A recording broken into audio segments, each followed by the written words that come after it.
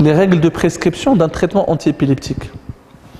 En épileptologie, quel que soit le syndrome épileptique, quel que soit le type d'épilepsie, on commence toujours par ce qu'on appelle une monothérapie. On ne traite jamais par de traitement d'emblée, quel que soit le type d'épilepsie, quel que soit le nombre de crises, quelle que soit la gravité de crise, on commence toujours par une monothérapie. Cette monothérapie est toujours commencée par de faibles doses et on augmente progressivement la dose thérapeutique. Donc monothérapie et puis monothérapie à faible dose et puis vous augmentez la dose que vous donnez à votre patient. Sans qu'on cible toujours la dose maximale. Pour chaque traitement antiépileptique, on a une dose de poids. C'est parce que je l'ai mis ici. Regardez, pour chaque traitement antiépileptique, on a une dose de poids. Par exemple, le phénobarbital, on le donne à 3 à 4 mg kg par jour. Pour l'enfant, pour l'adulte, 2 à 3 mg. Le valproate de sodium, on le donne à 20 à 25 mg kg. On prend juste l'exemple du valproate de sodium. On reçoit en consultation un adolescent de 12 ans qui a une épilepsie absence de l'enfant. D'accord? On a dit qu'il est pharmacosensible au valproate de sodium. On prend son poids, il a 40 kg. On vérifie la dose thérapeutique, c'est entre 20 à 25 mg kg. Donc on commence le traitement de façon progressive. D'accord? On va calculer la dose nécessaire par rapport à 20 mg kg. Donc lui, il a 40 kg. Donc 20 fois 40 égale 800 mg par jour. Donc il aura besoin d'une dose de 800 mg par jour. Et puis la dose maximale, c'est 25 fois 40, ça va faire 1 gramme, ça veut dire 1000 mg. On va commencer progressivement en augmentant le traitement de chaque semaine, chaque 2 semaines. Par exemple, chez ce patient, on va commencer à une dose de 200 mg. D'accord? Et puis, on va augmenter progressivement. La deuxième semaine, on va passer à 400 mg. D'accord? Et généralement, on s'arrête à cette dose-là, sans qu'on atteigne la dose thérapeutique. Et puis, on verra le patient après 1 mois ou 2 mois de traitement. D'accord? S'il y a une rémission totale de crise, on est très bien parce qu'on a traité notre patient avec un minimum de dose. Si le patient continue à faire les crises, on va toujours augmenter progressivement. Donc on va passer à 600 mg. On renvoie le patient après 2 mois. En rémission des crises, on s'arrête à 600 mg. Le patient il continue toujours à faire des crises, on va augmenter à 800 mg. Puis rendez-vous dans 2 mois, il y a 1000 mg. Donc le principe, c'est quoi? C'est que vous commencez avec des doses qui sont très faibles. D'accord? Vous augmentez progressivement. L'objectif étant d'avoir une réponse thérapeutique maximale avec un minimum d'effets secondaires.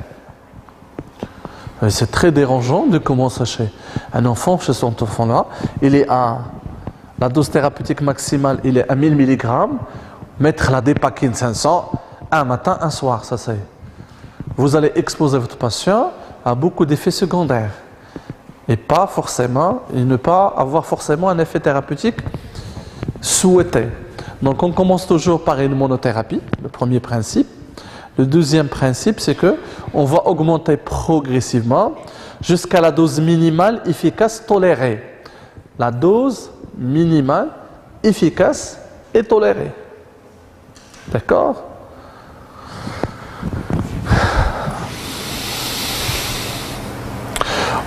Pour chaque type d'épilepsie ou chaque type de crise épileptique, on va favoriser un certain nombre d'anti-épileptiques. Et ça, c'est très important à connaître. Par exemple, pour les absences typiques, le traitement de première intention est le valproate de sodium. Puis, le traitement de deuxième intention c'est le Zarantin, l'Amotrigine. Il faut surtout ne pas prescrire la carbamazépine, la phénotoïne, le phénobarbital et le vigabatrin. Ça, c'est très important à prendre par cœur ce tableau-là. Pour les crises généralisées tonico-cloniques, ils sont sensibles au valproate de sodium qui est mis comme étant un traitement de première intention. On peut traiter également par la carbamazépine, le lamotrigine, la topiramate, le phénobarbital et la phénétoïne. Autant ce n'est pas important pour moi de connaître le mécanisme d'action de chaque traitement antiépileptique, ce n'est pas du tout important, parce que ça n'a pas de répercussions dans le choix de traitement antiépileptique, mais le spectre thérapeutique de chaque traitement antiépileptique par rapport aux crises est très important à connaître. D'accord ? C'est très important en tant que médecin généraliste, il faut connaître que les absences répondent au valproate de sodium. Il faut connaître en tant que généraliste que les absences sont aggravées par la carbamazépine, par la phénétoïne. Les crises myocloniques, la même chose, ça c'est très fréquent. Les crises myocloniques, ils sont sensibles au valproate de sodium, au lamotrigine, et qui sont aggravés par la carbamazépine, par le vigabatrin. Les crises partielles, maintenant, vous avez le choix entre la carbamazépine, le valproate de sodium, le lamotrigine, la phénétoïne et le phénobarbital. Ça veut dire, il se peut qu'on imagine dans un cas clinique, on vous donnera la description clinique d'un certain phénomène paroxystique, on va commencer à poser des questions. C'est quoi le problème? Il faut répondre que c'est des crises épileptiques. Et justifier, vous allez dire que c'est des crises épileptiques parce que c'est des crises de début de fin brusque, stéréotypées, qui ne durent pas très longtemps, qui répondent à une logique anatomique, qu'il n'y a pas de contexte de stress. D'accord? La deuxième question, on vous dira, en prenant en considération l'âge du patient et les antécédents du patient, le type de crise que présente le patient, dites-nous de quel syndrome épileptique s'agit-il. D'accord? Troisièmement, vous allez dire, on vous demandera, on vous dira que ce syndrome épileptique a été exploré par un EEG. Interprétez cet EEG. On ne va pas sortir de ce qu'on a exposé. Ça veut dire soit on montrera un EEG où il y a des pointes ondes, plusieurs secondes, 3 cycles par seconde, soit des polypointes ondes qui sont brefs. On vous dira en prenant en considération les données cliniques et EEG. De quel syndrome épileptique s'agit-il? Vous allez dire par exemple, c'est une épilepsie myoclonique juvénile. Ou vous allez dire c'est une épilepsie temporale. On vous dira, par rapport à ce syndrome épileptique, quel est le traitement anti-épileptique à mettre en première intention? Parce que vous avez fait attention que c'est une épilepsie absence. C'est très simple, vous allez mettre le valproate de sodium. Ça veut dire, au lieu que je vous pose quel est le traitement anti-épileptique de l'épilepsie, c'est à travers un cas clinique. On vous dira que, par exemple, l'épilepsie myoclonique juvénile, c'est une femme enceinte, on verra tout à l'heure la grossesse, pour changer le traitement anti-épileptique et ne pas mettre le valproate de sodium, parce que le valproate de sodium est le premier traitement anti-épileptique qui est incriminé dans la tératogénicité. Donc ce tableau-là, il faut l'apprendre par cœur. Ça, c'est très simple. D'accord? Donc les crises partielles, vous avez eu le choix entre la carbamazépine, le valproate de sodium, phénobarbital, lamotrigine. Quand est-ce qu'on passe à la bithérapie en matière d'épilepsie, on commence toujours par une monothérapie qui est réfléchie en fonction de ce qu'on a proposé tout à l'heure. Mais si le patient ne répond pas, on passe ce qu'on appelle une monothérapie séquentielle. Tout à l'heure, on a dit, on va commencer. Pardon. Ici, crise myoclonique. Je vais commencer par le valproate de sodium. D'accord? Faible dose, dose maximale. On va voir. Si le patient ne répond pas, je vais arrêter le valproate de sodium, je vois un des thérapeutiques de deuxième intention, notamment l'amotrigine. Je vais donner également l'amotrigine à faible dose, de façon progressive, jusqu'à atteindre la dose maximale. Si le patient ne répond pas, dans ce cas-là, on passera à la bithérapie. Ça veut dire on a recours à un traitement, à un double traitement, une bithérapie, après avoir essayé au moins 2 monothérapies séquentielles.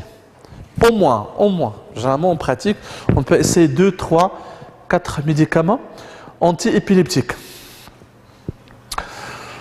L'association valproate de sodium, lamotrigine, il est très utile dans les épilepsies généralisées. Donc regardez, en tant que médecin généraliste, on vous simplifie les choses. On vous dit dans les épilepsies généralisées, que ce soit myoclonique, absence, crise généralisée tonico-clonique, on vous dit que le valproate de sodium est un médicament qui donne des résultats extraordinaires.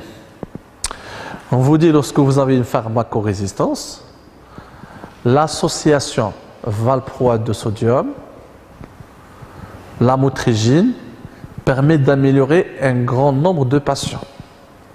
Ça veut dire on a beaucoup de traitements antiépileptiques, mais la conduite n'est pas difficile. D'accord? Donc si vous avez quelqu'un qui ne répond pas au valproate de sodium, qui ne répond pas au lamotrigine, vous allez associer les deux. Et généralement, le patient, il répond parfaitement au traitement. Dans le cas des épilepsies partielles, le choix, vous avez beaucoup de possibilités thérapeutiques. D'accord? On peut associer, par exemple, la carbamazépine ou la motrigine, la carbamazépine, la prégabaline. Donc, les choix thérapeutiques, ils sont extrêmement variés et on n'a pas des études qui ont essayé de voir l'efficacité de cette bithérapie par rapport à une autre. Autant c'est plus facile pour les épilepsies généralisées, il est très difficile et les options thérapeutiques sont très très variées.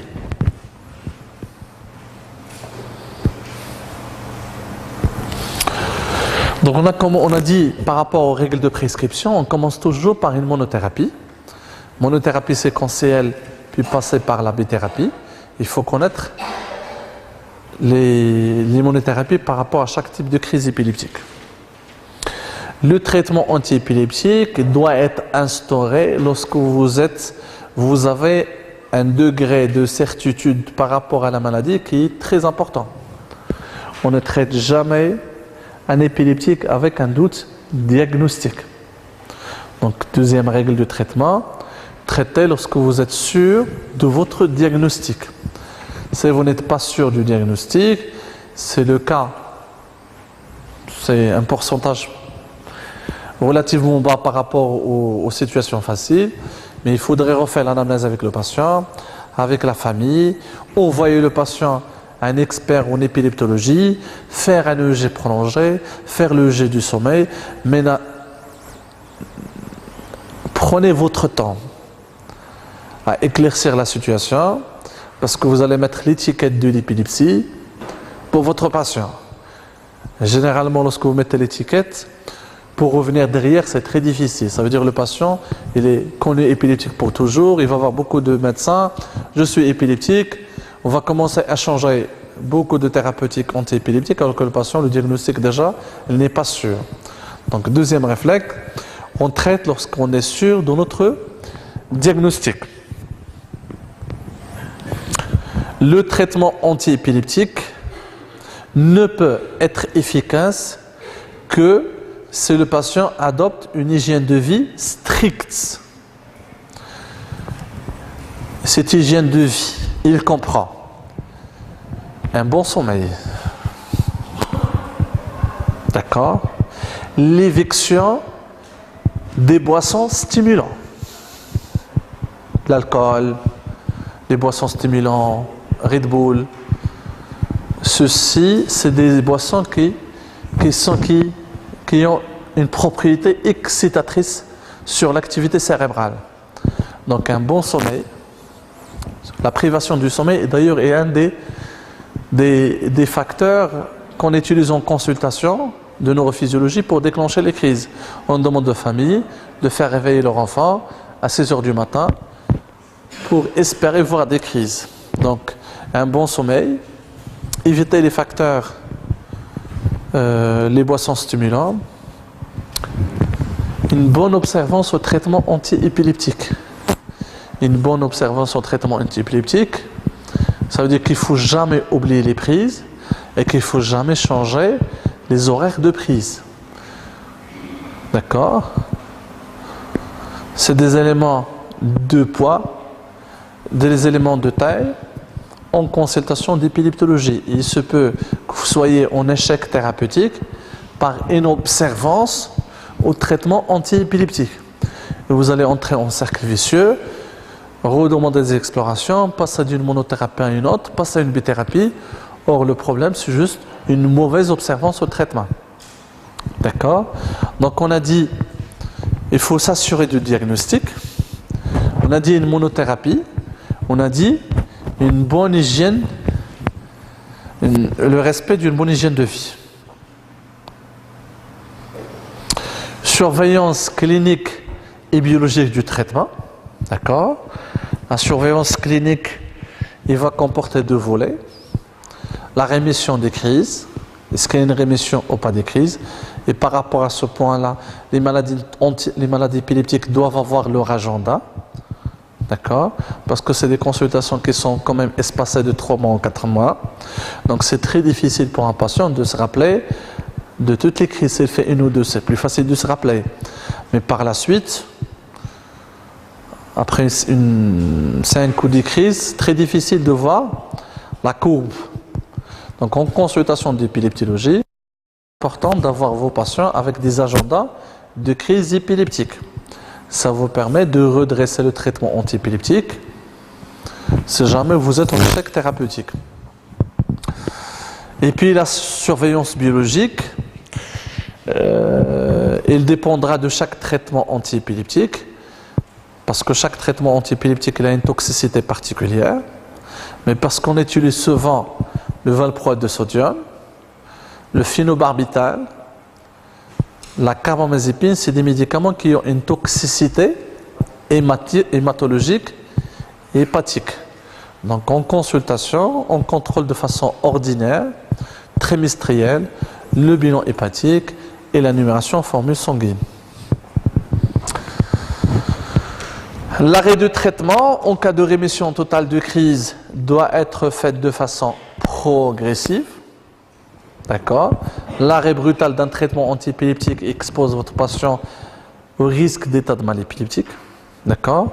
On va être amené à arrêter le traitement antiépileptique soit lorsqu'on est en échec thérapeutique et je veux changer d'un médicament à l'autre. J'ai mis mon patient sur valproate de sodium, il ne répond pas. Je vais tester la motrigie. Je dois arrêter de façon progressive le valproate de sodium et introduire de façon progressive la motrigine. D'accord? Premier cas de figure. Le deuxième cas de figure, c'est que votre patient, ça fait 3 années qu'il ne fait plus de crise. Je fais son EEG, il est tout à fait normal. Je pense que le patient, il est guéri. Je vais dégraisser le traitement de façon progressive. L'arrêt brutal est égal risque de reprise de crise. Bien sûr, c'est une maladie chronique. Oui.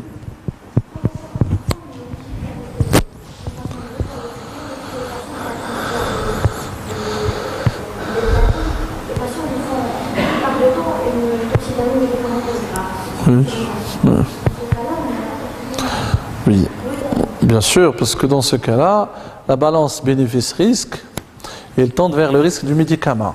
D'accord? Le valproate de sodium, il expose au risque d'hépatite fulminante. Si vous voyez le patient en consultation, il a les premiers symptômes. Le risque d'arrêter le traitement, c'est l'état de mal épileptique. Le risque de maintenir le traitement, c'est le décès par une hépatite fulminante. D'accord? Donc le bon sens, il dit qu'il faudrait arrêter le traitement antiépileptique. Il faut arrêter tous les traitements antiépileptiques. Bien évidemment, le risque, c'est quoi? C'est que le patient fasse un état de mal épileptique. D'accord? C'est la complication majeure du traitement. Voilà, donc on hospitalise le malade dans un service de réanimation. On essaye d'arrêter si jamais il fait les crises par des benzodiazépines, mais introduire un vrai traitement antiépileptique, non. Donc on espère que la période d'hépatite fulminante passe rapidement pour pouvoir instaurer un traitement, d'accord, de façon progressive à nouveau, avec toujours le risque que le patient fasse une hépatite fulminante. Et l'hépatite fulminante dans le cadre d'un traitement antiépileptique, il dépend ni de la dose, ni de la durée, ou la durée pendant laquelle le patient a utilisé son médicament. Je peux avoir une hépatite fulminante à 100 mg, d'accord, un jour après le début du traitement, comme je peux avoir une hépatite fulminante à 1 gramme après 3 années de traitement. D'accord. L'essentiel, c'est qu'en consultation d'épileptologie, tous les malades sont avisés des risques des traitements antiépileptiques. Et on leur passe le message d'arrêter le traitement antiépileptique devant toute éruption cutanée. Toute éruption cutanée est égale toxidermie médicamenteuse imposant l'arrêt du traitement. Et par la suite, il peut consulter le jour même. Mais maintenir le traitement et consulter par la suite expose malheureusement, c'est le cas de figure le plus fréquent en consultation. Les cas de toxidermie ou d'hépatite fulminante qui sont suivis au CHU, c'est des personnes qui ont vu l'éruption cutanée, mais qui se disent si jamais on arrête le traitement, on va faire un état de peine épileptique, donc c'est pas bien. Donc ils se disent ça va passer 24 heures, 48 heures, et vous avez le tableau complet. Bien sûr, lorsqu'on parle des épilepsies, juste les épilepsies généralisées idiopathiques, c'est l'apanage de l'enfant. Donc le soutien psychologique et pour le patient et pour la famille, pour que les choses se passent parfaitement, les années du traitement. Les effets indésirables de chaque traitement antiépileptique, c'est important à connaître.